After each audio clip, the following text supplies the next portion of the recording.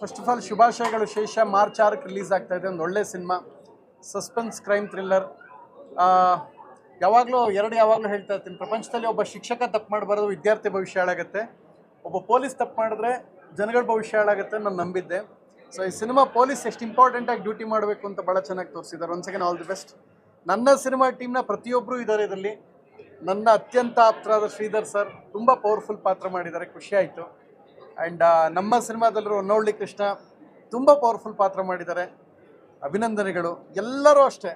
Sobhraj sir ನಮ್ಮ team almost ಅರ್ಧ team ಇಲ್ಲೇ ಇದೆ. ಆ್ಯಂಡ್ ಒಂದು ಸೆಕೆಂಡ್ ಒಳ್ಳೇದಾಗಲಿ.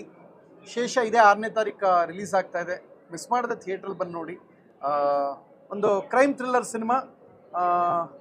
ಈ ತಿಂಗಳು ಭಾಳ ಸಿನಿಮಾ ಮುಂದೆ ಹೋಯ್ತಾ ಇದೆ.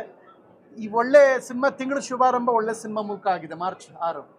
ಓಕೆ, ಹೋಳಿ ಇವತ್ತಲ್ವಾ? ಇವತ್ತು ಎಷ್ಟು ಡೇಟ್? 4.